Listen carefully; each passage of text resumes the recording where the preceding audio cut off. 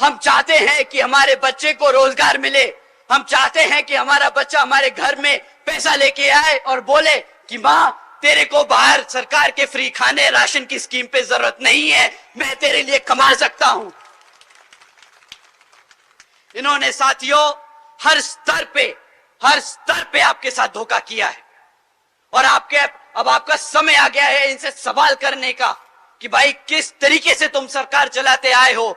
अब समय आ गया है इनको इनकी हरकतों के लिए अकाउंटेबल होल्ड करने का। साथियों, ये लोग पिछले 10 साल से आपके साथ हैं। ये 10 साल से आप पे राज करते आए हैं और आज भी जब ये आपके बीच में आएंगे तो अगले 15 साल का सपना दिखाएंगे। ये अपना पिछले 10 साल का रिपोर्ट कार्ड नहीं देंगे आपको। साथियों, मैं बहन जी का गवर्नेंस मॉडल आपके सामने रखता हूं।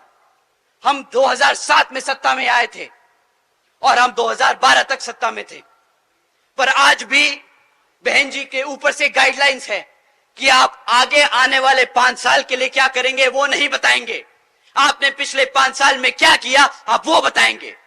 जनता को पता होना चाहिए कि आपकी कार्यशैली कितनी मजबूत है।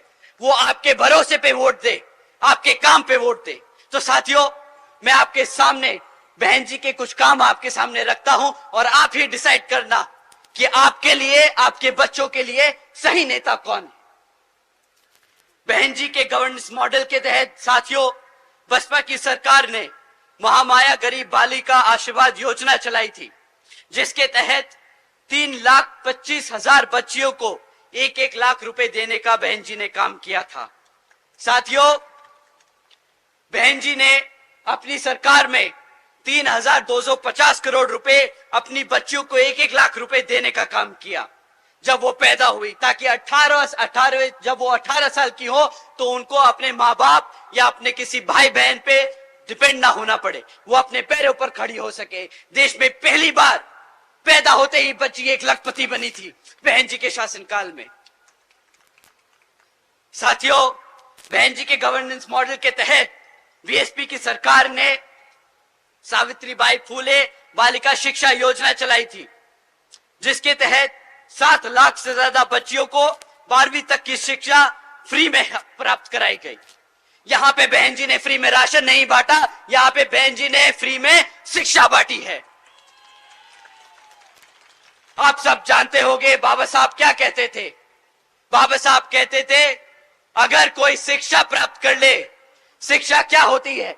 शिक्षा शेरनी का दूध होता है जो एक बार पी ले तो सिर्फ दहाड़ता है और दहाड़ता ही रहता है। बहन जी ने अपने प्रदेश में हर एक बच्ची को एक शेरनी बनाने का काम किया। साथियों, इस स्कीम के दौरान बहन जी ने अपनी बच्चियों के लिए 600 करोड़ रुपए खर्चे थे। हमने कभी इधर उधर पैसा नहीं उड़ाया। बहन जी ने हमेशा बहुत टारगेटेड, बहुत सटीक तरीके से सही जगह वो पैसे का इस्तेमाल किया, ताकि आने वाली जनरेशन किसी के सामने हाथ ना फैलाए। साथियों, बहन जी मॉडल ऑफ गवर्नेंस के तहत बसपा की सरकार में प्रदेश में कई व्यवसायिक technical institutions, engineering colleges, polytechnic एवं इंडस्ट्रियल ट्रेनिंग इंस्टीट्यूट्स एवं अन्य पिछड़े वर्गों के लिए इन सभी कॉलेजेस, इंस्टीट्यूट्स और एजुकेशन सेंटर्स में 27% सीटों की आरक्षण तय की। साथ ही साथ इसमें पहली बार सरकारी कॉलेजेस में पिछड़े वर्ग के लिए 27% आरक्षण हॉस्टल्स में तय किया। साथियों, बहन जी ने हर वर्ग का ध्यान रखा। वो चाहती थी कि हर बच्चा पढ़े, हर समाज, हर वर्ग का बच्चा पढ़े।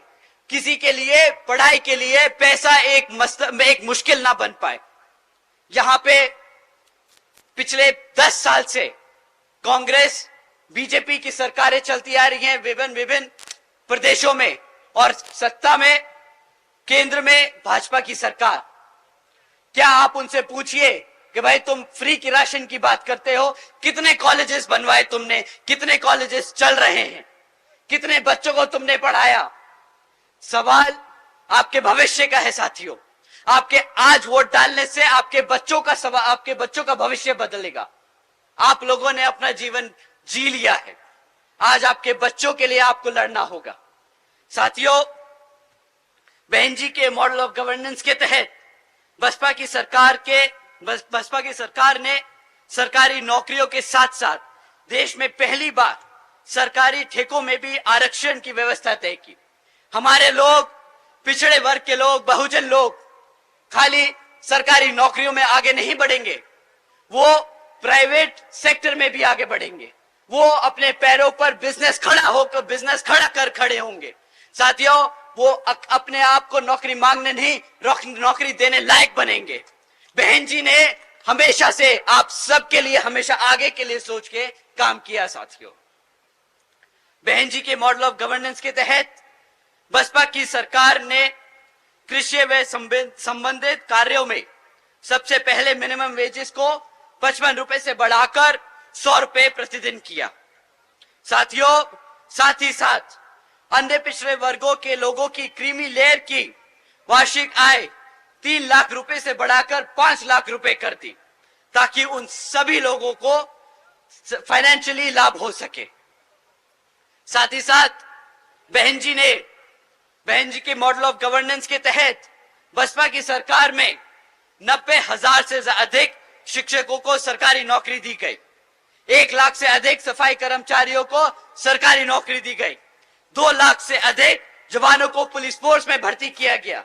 और साथियों, अपने 5.5 साल के शासनकाल में 6 लाख से अधिक अपर कास्ट समाज के सभी कमजोर लोगों को विभिन्न सरकारी नौकरियों पे, पदों पे नियुक्त किया गया। और साथियों, आप जानकर हैरान होंगे, ये सारे काम बहन जी ने तब किए जब पूरी दुनिया आर्थिक मंदी के दौर से गुजर रही थी। इसे कहते हैं फाइनेंशियल इंस्टीट्यूशन, फाइनेंशियल नॉलेज की एक सेंसिबल तरीके से गवर्नमेंट रन करना। साथियों, बहन जी ने कभी सरकारी खर्चे से अपनी सरकारी नीतियों को चमकाने का काम नहीं किया। जो आप सब जानते हैं, भाजपा बखूबी जानती है। 100 करोड़ सैंक्शन करेगी पॉलिसी के लिए, उसमें से 75 करोड़ रुपए उसको एडवर्टाइज करने के लिए खर्च देगी। बहन जी ने कभी ऐसे काम नहीं किए। उन्होंने आपके टैक्स के कमाए हुए पैसे को बखूबी समझा कि वो कितनी मेहनत से कमाया जाता है, और सब जगह वो बांटने का काम किया, क्योंकि वो हमेशा से चाहती हैं कि बाबा साहब और मान्यवर साहब श्री काशीराम जी के सपनों को वो इस प्रदेश में नहीं बल्कि पूरे देश में लागू करके उनके सपने को पूरा कर सके। साथियों, मैं दिल से ही नहीं बल्कि दिमाग से भी आपसे बोलूंगा कि काम ले इस बारी। दिल से आदमी भावुक होके बोलता है, भावुक होके एक्शन लेता है। कभी लगता है कि यार मेरे समाज के, मेरे परिवार के, मेरे दोस्त यार के यहां घटना हुई तो मैं भी उसके साथ जाके खड़ा हो जाऊं, मैं भी आंदोलन करूं, मैं भी पुलिस से झगड़ूं, मैं भी एसपी और डीएम से लड़ूं कि उसको न्याय मिलना चाहिए। साथियों, ये भी तरीका होता है, बट ये कभी बीएसपी का तरीका नहीं रहा। कभी भी बीएसपी के लोग सड़क पे उतरकर किसी से लड़ाई झगड़ा नहीं करे। हमारे लोगों ने हमेशा सूझबूझ और दिमाग से काम लिया। बहन जी ने हमेशा समझाया कि साथियों, सड़क पे उतरकर झगड़ा कर आपको आपके लोगों के लिए न्याय नहीं मिलेगा। आपको अपने समाज के लोगों के बारे में और अपने समाज को जागरूक करके, वोट डाल के अपने लोगों को तख्ता में बिठाकर उन लोगों के लिए न्याय मिलेगा। साथियों, पिछले कुछ सालों से आप लोगों के बीच में इन विरोधी पार्टियों ने किस्म किस्म के लोग छोड़ रखे। अब नाम लेके उनको बताना क्या, उनको हवा देने की कोई जरूरत नहीं, पर वो आप लोगों को कुछ इस तरीके से भटका रहे हैं, वो मैं काम आपके सामने रख देता हूं और आपको बोलता हूं कि आपसे विनती करता हूं कि उनके चक्करों में ना पड़े, क्योंकि एक बार आप उनके चक्करों में फंस गए तो फिर वहां से निकालना बहुत मुश्किल होगा। साथियों, ये आदमी अपने आप को मसीहा बताता है। ये आदमी कहता है कि मैं सड़क पे उतरूंगा अपने समाज के लिए, आंदोलन करता है, झगड़ता है, लड़ता है, हमारे युवा साथियों को लेके पहुंच जाता है।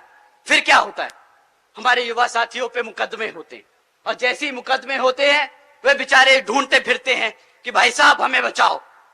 वो आदमी फिर यहां से छोड़ के दूसरी जगह भाग जाता है, वहां पे आंदोलन करता है। और इस कारवां में हमारे सभी युवा साथियों पे मुकदमे दर्ज कराता जा रहा है। अगर आप पे एक बार मुकदमा दर्ज हो गया साथियों, तो सरकारी नौकरी मिलने में मुश्किल हो जाएगी, रोजगार मिलने में मुश्किल होगा। ये आपको आज गरम खून नहीं दिखा के, इमोशनल करके आपको सड़कों पे ले जा रहा है और बाद में फंसा रहा है। साथियों, सड़क पे लड़कर आपको वोट, आपको आपकी ताकत, आपको सत्ता में आने का मौका नहीं मिलेगा। आपको अपने समाज को जागरूक करके, अपनी पार्टी को मजबूत करके उसको सत्ता में लाकर न्याय और रोजगार मिलेगा साथियों। ऐसे नहीं मिलता रोजगार, ऐसे नहीं मिलता न्याय।